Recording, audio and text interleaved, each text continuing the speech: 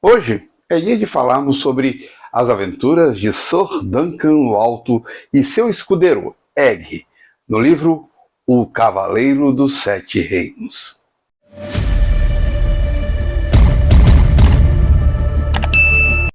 Para observadores! O escritor francês Maurice Druon acreditava que a história real da Idade Média continha toda a riqueza da mitologia e da ficção épica e, embora prezasse pelo rigor histórico, entendia que a Idade Média era um período onde o sagrado, o sobrenatural e a realidade política estavam indissociavelmente ligados. Druon foi uma influência fortíssima para George R. Martin, que chegou a chamá-lo de seu herói na criação da mitologia de As Crônicas de Gelo e Fogo, dizendo que a série de 7 volumes, Os Reis Malditos, eram o Game of Thrones real e original. Em alguns de seus ensaios, Druon chegou a defender que não era necessário inventar monstros para criar uma narrativa épica, pois as intrigas das cortes, as fomes, as guerras e as crenças religiosas do período medieval já constituíam uma mitologia viva e brutal. E acredito eu que Martin pensou muito nisso para escrever O Cavaleiro dos Sete Reinos. Druon tinha uma ideia que a história é um romance que aconteceu. Então, quando falamos da história de Sir Duncan o Alto e Egg, podemos pensar nessa ideia exatamente. O Cavaleiro dos Sete Reinos, que agora ganhou uma série na HBO e HBO Max, conta a história do jovem escudeiro Dunk, apelido de Duncan, começando com ele enterrando seu senhor, o cavaleiro andante Arlan de Centaur. E depois disso, Dunk decide se definir como um cavaleiro, mesmo não sendo sagrado assim, e participar do torneio de Valfreixo. Antes de chegar a Valfreixo, Dunk passa por alguns dilemas, pois mesmo tendo apenas 17 anos, tem uma altura descomunal, o que faz parecer um veterano. Ele é um herdeiro natural das posses humildes do seu senhor, se assim podemos dizer, pois tem apenas 3 cavalos de seu mestre e uma armadura que mal lhe serve e precisa decidir se a venderá o que restou dela para sobreviver ou se arriscará tudo no torneio para não virar um ladrão de estrada. Antes disso, ele chega a uma taverna onde conhece o jovem Egg nos estábulos e, acreditando que este era um cavalariço, o trata como tal. Quando entra na taverna, é servido pela dona do local e termina se deparando com Daeron Targaryen, bêbado que diz ter sonhado com Dunk e por isso foge dele. Dunk e Egg têm os seus caminhos cruzados mais 2 vezes. Antes de Dunk se inscrever no torneio, a primeira é novamente no estábulo, quando Dunk está partindo, e na segunda é sobre o olmo que Dunk decidiu ficar, que se tornou parte do seu escudo finalmente. Egg se torna seu escudeiro, termina virando dessa forma, mas este tem dificuldades para se inscrever no torneio, até se meter em uma conversa onde estão Sir Ashford e Sir Baelor Targaryen, o quebra-lanças, príncipe herdeiro do trono de Westeros.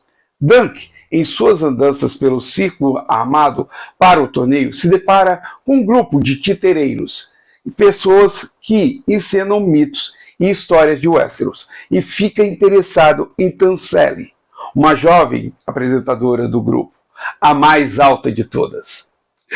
Uma das coisas que Dunk sempre leva consigo como um dos ensinamentos de Sir Arlan para ele é que um cavaleiro é um homem nobre que luta pelas causas justas, mas este também sempre o alertou que Dunk era cabeça dura e se metia em assuntos que ele deveria evitar.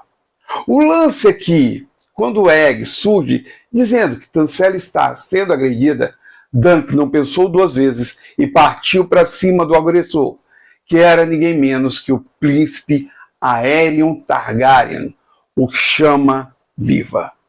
Aerion é apresentado durante as primeiras disputas do torneio. Ele entra nas justas e, de forma cruel, tira a vida do cavalo de Sir Humphrey Harding, que teve sua perna quebrada no combate. Bem, como Dunk agride o príncipe Targaryen, ele termina preso e indo a julgamento, onde Aerion o desafia para uma tradição antiga, o julgamento dos Sete. Antes de eu continuar, vou dando uma parada básica aqui para fazer meu pedido básico para vocês. Se estiverem gostando do vídeo, deixa o like aí, pois ajuda a entender que vocês estão curtindo e podem distribuir mais, o YouTube pode distribuir mais, mas caso não goste, pode dar o dislike, fica pelo feedback que entra gente. E lógico, caso esteja gostando, clique aqui embaixo no botãozinho de inscreva-se, se inscrevendo no canal, além do peteleco na sinetinha para receber as comunicações dos vídeos que eu posto aqui. Combinado? Então, vamos seguir. Aqui estabelecemos a ligação entre Estado e religião, algo típico do período medieval, pois, como bem sabemos, todos os 7 reinos têm devoção aos 7, que são o pai, a mãe, o guerreiro, o ferreiro, a donzela, o velho e o estrangeiro. Sendo assim, o julgamento dos 7 tem como objetivo deixar os 7 deuses julgarem quem merece ou não viver. Mas, para funcionar, cada lado tem que ter 7 cavaleiros. E por incrível que pareça, Dunk consegue 7 cavaleiros para lutar pelo que ele acredita.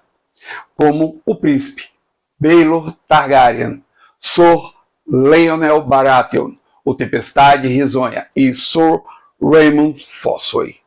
Este último não era um cavaleiro de fato, chegando ao campeonato como um escudeiro de seu primo, Stephen Fossoway, mas deseja lutar ao lado de Dunk. E aqui vemos Duncan sofrendo da síndrome do impostor. Por que isso? Bem, como eu disse, Sir Arlan não sagrou Dunk um cavaleiro, mas ele precisou dizer isso para participar do torneio. Como ser sagrado um cavaleiro era uma tradição antiga. Dunk, então, não acreditava que era merecedor desse título e, por isso, não poderia sagrar Raymond também. O julgamento começa e tem baixas significativas e muito importantes. Dunk consegue vencer Aerion, forçando-o a retirar a acusação, mas a culpa corre. George R. Martin dividiu as aventuras de Dunk em Egg, como foi conhecido inicialmente, em 3 contos, sendo o Cavaleiro Andante, para mim, um dos mais empolgantes e mais importantes de todos. Mas, na sequência, temos a Espada Juramentada, onde Dunk e Egg estão servindo a Sir Eustace de Pouso Veloz, quando se deparam com um riacho xadrez sendo represado pela Lady Rohan Weber, uma jovem conhecida como Viúva Vermelha, por ter tido muitos maridos em tenra idade, ou seja, jovem demais. Tudo começa quando Sir Dennis, o Marrom, ataca um dos vassalos de Lady Weber, causando um problema que pode acarretar em uma guerra entre os 2 reinos. E dessa forma, Sir Eustace pede a Duncan que resolva isso, enviando-o como seu emissário ao reino do Fosso Gelado, onde ele se encontra preso nas teias da Lady Rohan. Nesse conto, vemos que muitas vezes as coisas não são como aparentam ser, ou como as pessoas contam para alguns, pois a intriga está interligada com uma traição, onde Dunk e Egg se veem bem no meio desta.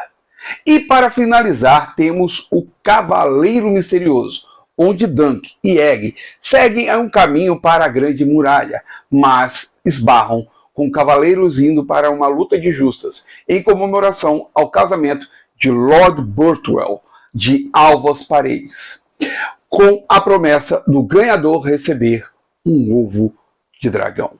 Dunk conhece o cavaleiro errante Sir John, o violinista, que demonstra grande interesse por Duncan.